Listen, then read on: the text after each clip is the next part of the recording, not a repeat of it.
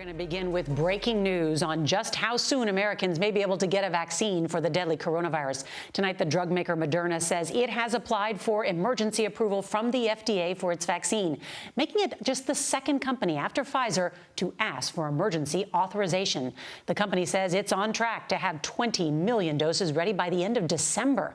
The Army general in charge of distributing the shots in the U.S. says that by June, 100% of Americans who want to be vaccinated will be. And the HHS Secretary, Alex Azar, tells CBS News that many seniors in nursing homes, along with frontline workers, will have already gotten their shots before the end of this year. But it's what happens before then that has public health officials sounding alarms tonight. Dr. Anthony Fauci, the nation's top infectious disease expert, says the country is now facing a surge on top of a surge. The virus is now spreading so fast, 4 million Americans were infected this month alone. Now, that's 1/3 of the 13.5 million cases here in the U.S. since the pandemic began. In fact, things are so dire that right now hospitals nationwide are treating nearly 100,000 COVID patients. That is another new record.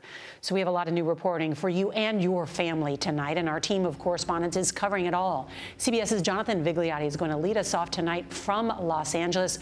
Good evening, John. Good evening, Nora, and take a look at this line behind me here at Dodger Stadium. It snakes around for miles. We're told 13,000 people have signed up for testing here today alone.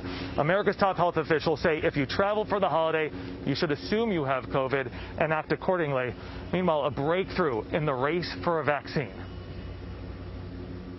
The race for a vaccine nearing the finish line with two companies neck and neck. Tonight, Moderna reporting their vaccine is more than 94% effective. If approved, Moderna's vaccine, along with Pfizer's, could be given to as many as 20 million people within weeks. We could be seeing both of these vaccines out and getting into people's arms before Christmas. Still, not soon enough as the nation faces a surge in COVID hospitalizations, now more than 93,000 nationwide. In the new battlefield, hospital capacity is the top concern, period. New York's governor with a dire warning, pleading for doctors and nurses to come out of retirement, saying New York needs to increase bed capacity by 50%. Rhode Island's hospitals now completely full. Out west, Los Angeles County closing playgrounds, limiting how many can shop at one time, and telling residents they can't meet up with anyone who doesn't live with them, even outdoors.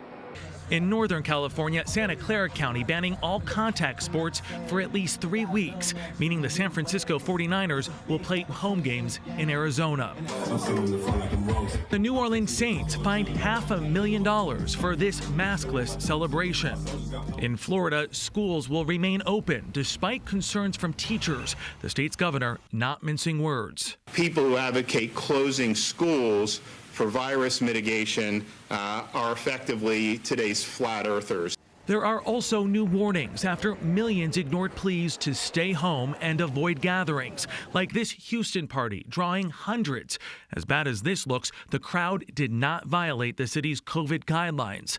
Another Houston image, this doctor who has worked over 250 straight days, comforting a patient in tears. And Southern California today mourning the death of a religious leader from COVID. Pastor Gregory Bundy was 65 years old. He loved his family, he loved his church, and he